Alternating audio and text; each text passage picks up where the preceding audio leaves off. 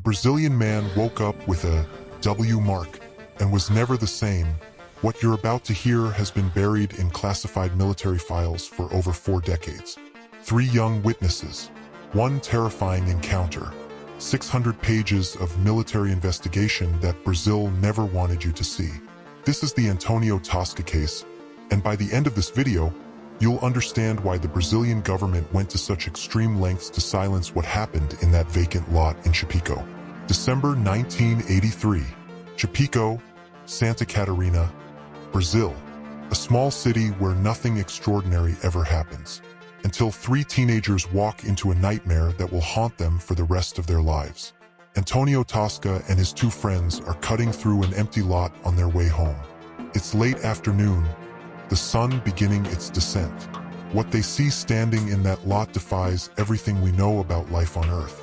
The creature is standing there, motionless, not hiding, not running, just standing there watching them. The boys freeze, their brains struggling to process what their eyes are seeing. This thing, this entity, it's humanoid but wrong in every conceivable way. The skin has an almost metallic sheen to it, reflecting the dying light in ways that human skin never could. The head is disproportionately large, bulbous, with eyes that seem to penetrate straight through to their souls. Those eyes, witnesses would later describe them as black voids that held an intelligence far beyond human comprehension. But here's where it gets absolutely terrifying. The creature doesn't react to their presence immediately. It continues whatever it was doing, as if 3 human teenagers are beneath its concern, irrelevant to its mission. Imagine that level of cold indifference. You stumble upon something that shouldn't exist, and it looks at you the way you might look at an insect. That's when true fear sets in. Not fear of aggression, but fear of insignificance in the face of something so far beyond us. Antonio makes eye contact with the entity. In that moment, he feels something he's never felt before or since. A presence inside his mind. Not words, not sounds, but pure thought, pure intention being transmitted directly into his consciousness. His friends see him go rigid, his face draining of color. Then, as suddenly as it appeared, the creature moves. But it doesn't walk. Witnesses describe it gliding, floating just inches above the ground, moving toward a section of the lot where the grass is flattened in a perfect circle. The boys run. They run faster than they've ever run in their lives. But even as they're running, Antonio can feel that presence still in his mind, still watching, still analyzing. They burst into Antonio's house, barely able to form coherent sentences. Their terror is so visceral, so genuine, that within hours, half the neighborhood is at that vacant lot. And what they find there changes everything. The flattened circle of grass. No footprints leading to it or away from it. The vegetation isn't just pressed down. It's different. The cellular structure of the plants inside that circle has been altered in ways that local botanists can't explain. The soil samples taken from the site show exposure to radiation levels that shouldn't exist in that location. Something was there. Something that left physical evidence. Now here's where the Brazilian government makes its first critical mistake. Instead of dismissing this as hysteria or a hoax, they send military personnel to investigate. Within 24 hours of the sighting, soldiers arrive in Chapecó. They cordon off the vacant lot. They interview witnesses under conditions that many describe as interrogation rather than questioning. They confiscate any photographs taken at the scene. And most damning of all, they begin compiling a report. Do you believe in life on other planets? Have you ever considered that we might not be alone in this universe? And more importantly, that they might already be here? Drop your thoughts in the comments below, because what I'm about to reveal next will challenge everything you thought you knew about extraterrestrial contact.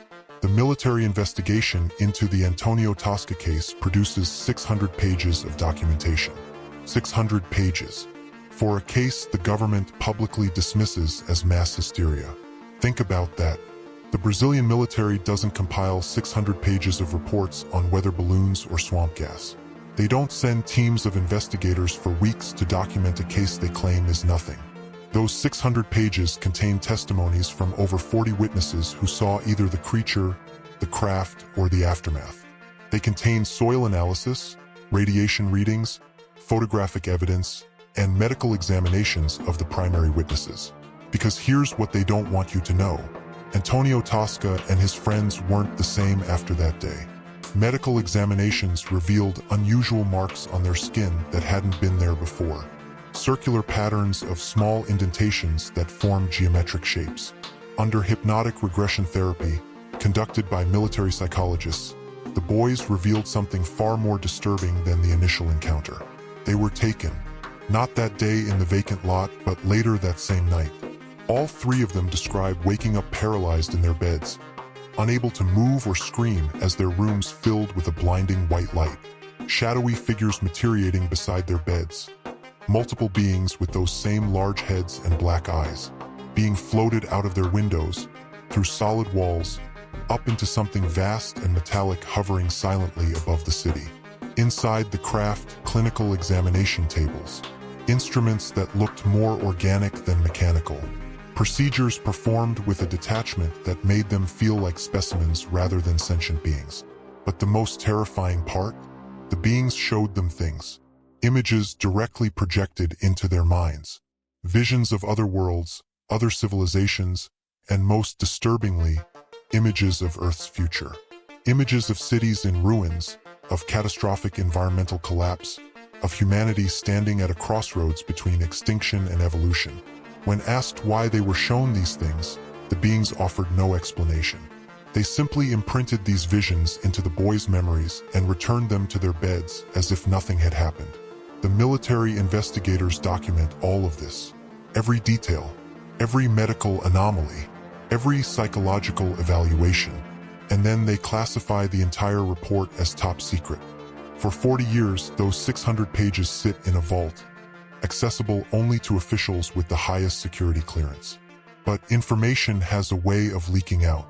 Whistleblowers within the Brazilian military have confirmed the existence of this document.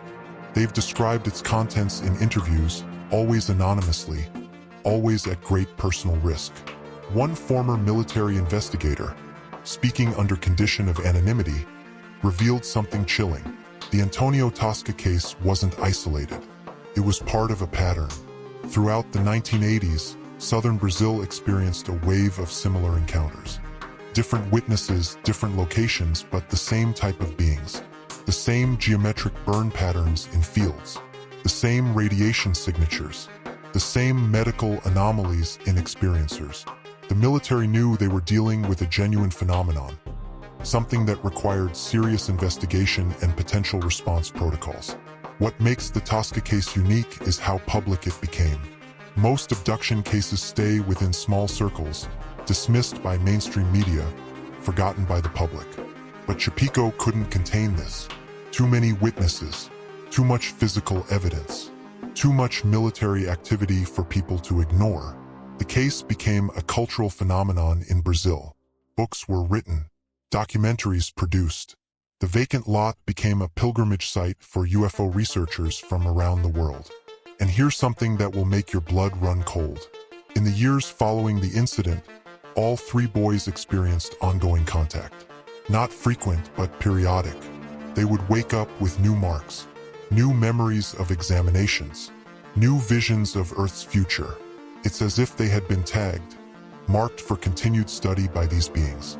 Antonio Tosca himself has spoken publicly about this, despite the ridicule and skepticism he faces.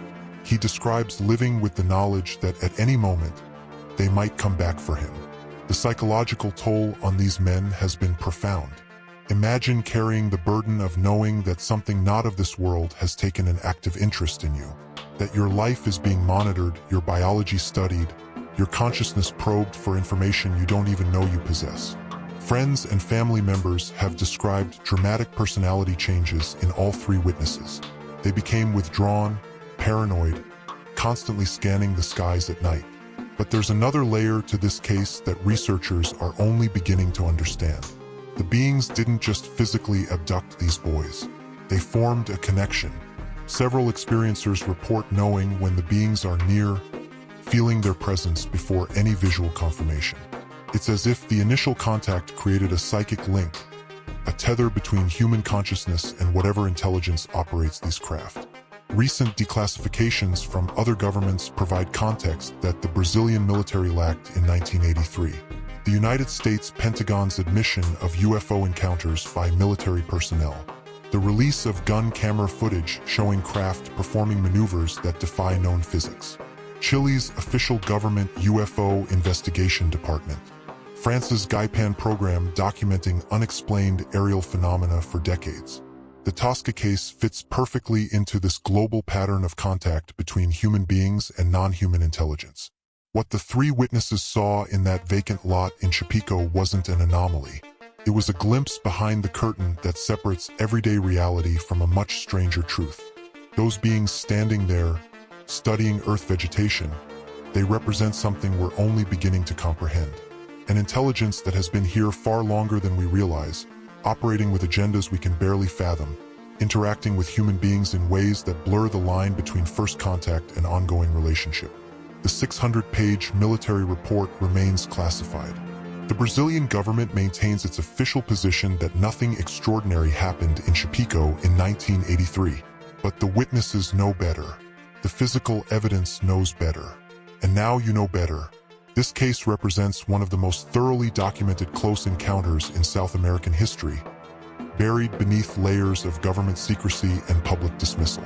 3 teenagers walked into a vacant lot and walked out forever changed, carrying proof that we are not alone, that we never were, and that the beings sharing this reality with us have been watching, studying, and occasionally making direct contact for reasons we're only beginning to understand.